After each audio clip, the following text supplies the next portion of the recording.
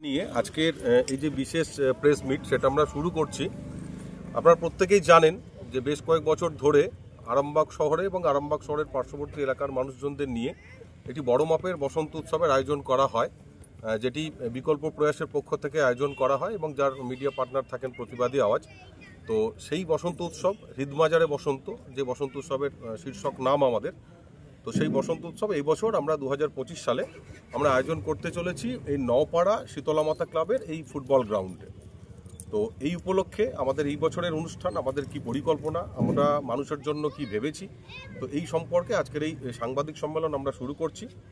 আমি প্রথমেই অনুরোধ করব আমাদের যে বসন্ত উৎসব যে কমিটি, সেই কমিটির আমাদের রয়েছেন আমাদের সিনিয়র দাদা চয়ন আহমেদ এবং পাশে অচিন্তদা রয়েছেন, আমাদের কমিটির অনেকেই রয়েছেন। আমি চয়নদাকে বলবো প্রথমে আজকের এই বসন্ত উৎসবের যে সাংবাদিক সম্মেলন সেই নিয়ে বিশেষ কিছু কথা বলতে। প্রথমেই যে সাংবাদিক বন্ধুরা আমাদের এই আজকের এই অনুষ্ঠান কভার করছেন এবং তাদেরকে আমি ধন্যবাদ জানাই উৎসব কমিটির তরফ থেকে। একই সাথে আমাদের আজকের এই অনুষ্ঠানের পরিকল্পনা যারা শুনছেন দেখছেন তাদেরকেও আমি আন্তরিকভাবে শ্রদ্ধা, ভালোবাসা, অভিনন্দন জ্ঞাপন করি। আজকে অনুষ্ঠান কমিটির পক্ষ থেকে বসন্ত উৎসব হবে আরামবাগে। এটা আপনারা জানেন যে এটা আমাদের রঙের উৎসব, আসলে এটা আমাদের ভালোবাসার উৎসব, আরামবাগবাসীর আবেগের উৎসব। এই উৎসব একেবারে 1, 2, 3 করে এক করে চতুর্থতম বর্ষে আমরা পদার্পণ করলাম। আপনাদের ভালোবাসা, আপনাদের কে সঙ্গে সাথে নিয়ে আপনাদেরকে আমরা এক টুকরো শান্তিনিকেতনকে তুলে আনার চেষ্টা করি প্রতি বছর আরামবাগের বুকে।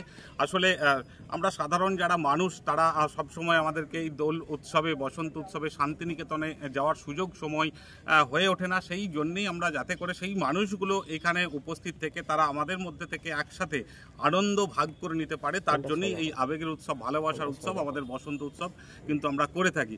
আমরা 4 বছরে, আমরা এবছর একদিনের করছি। আমরা বলে রাখি তার কারণ আমরা এই বসন্ত উৎসব বিগত বছরগুলোতে আমরা 3 দিন করে করতাম, কিন্তু এবছর যেহেতু আপনারা জানেন যে উচ্চ মাধ্যমিক পরীক্ষা চলছে, একই সাথে সিবিএসসি বোর্ডের পরীক্ষা সেগুলোও চলছে এবং বিভিন্ন ক্লাসের যে সরকারি যে বিদ্যালয়গুলো আছে আমাদের রাজ্যের, সেখানেও কিন্তু 11-এর তাদেরও টরীক্ষাগুলো সব চলছে।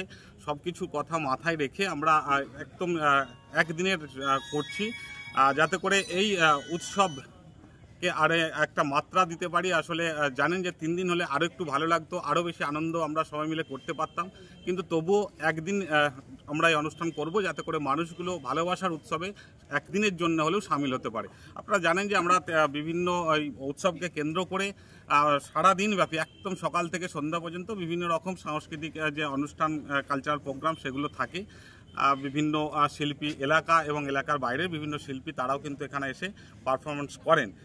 এবং সাথে সাথে বলে রাখি যে এখানে যে দোল উৎসব আমরা করব, সেখানে আমাদের প্রতি বছরের মতো এবছরও এটাই রেস্ট্রিকশান আছে যে এখানে আবির বাইরে থেকে আনার কোনো প্রয়োজন নেই। বাইরের আবির আমরা অ্যালাউ করি না, আমাদের নিজস্ব আবির থাকবে। এখানে কমিটির থেকেই সেটা করা হয়, সেই আবির নিয়েই কিন্তু আমরা রঙের উৎসবে মাতব।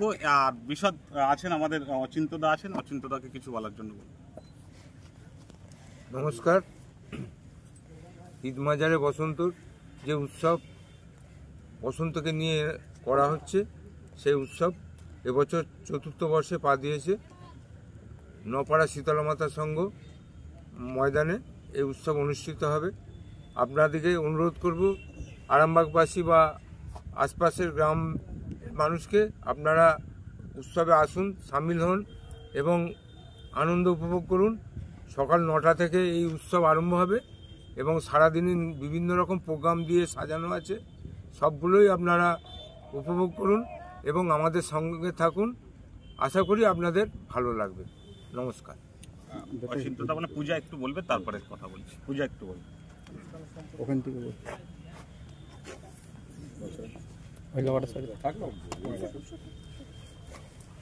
প্রথমেই সকলকে নমস্কার জানাই। হৃদমাজারে বসন্ত, তাই এই বসন্তের মানে যেই রঙে আগুনে আমরা সকলে রেঙে উঠব এবং সেই বসন্তের রঙে ছোঁয়া যাতে প্রতিটি মানুষের মনের মণিকোঠায় থেকে যায়, সেটাই আমরা চেষ্টা করি প্রতি বছর। তো বিগত বছরগুলোর মতোই এবছরও আমরা আয়োজন করেছি হৃদমাজারে বসন্ত। আপনারা সকলে আসুন, উপভোগ করুন। সুষ্ঠুভাবে যাতে আমরা সেই অনুষ্ঠানটাকে এগিয়ে নিয়ে যেতে পারি, আপনাদের সহযোগিতা একান্ত কাম্য। ধন্যবাদ সকলকে। পরে আমাদের যে আরামবাগ শহরের এবং শহর ছাড়িয়েও যে নাচের স্কুলগুলো আছে সবাইকে ইনভাইট করা আছে ম্যাক্সিমাম।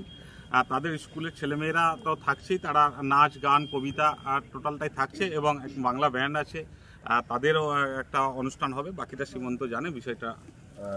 প্রথমেই বলি যে যেহেতু আমাদের এই বছর একদিনের অনুষ্ঠান, আমরা ইচ্ছা থাকলেও হয়তো সকলকে আমন্ত্রণ জানাতে পারিনি, কারণ আমাদের এই যে বসন্ত উৎসব, এই বসন্ত উৎসব কমিটি যাদেরকে আমন্ত্রণ করেন তারা প্রত্যেকেই অংশগ্রহণ করেন বিগত বছরগুলিতে। তো এই বছর আমাদের কিছুটা সীমাবদ্ধতা রয়েছে, কারণ একদিনের অনুষ্ঠান, মাত্র কয়েকটা ঘন্টার অনুষ্ঠান। নিউ নূর সোফা সেন্টার, এখানে সমস্ত রকম সোফা পাইকারি ও রিটেলে বিক্রয় করা হয়। সমস্ত সোফা নিজস্ব কারখানায় তৈরি করা হয়। প্রোপাইটার হানিফ হোসেন খাঁ ও রুহুল হোসেন খাঁ, বড়ডোঙ্গল হাটতলা সিনেমা হলের সন্নিকটে, হুগলি। যোগাযোগ 7797170093 এবং 9382003105।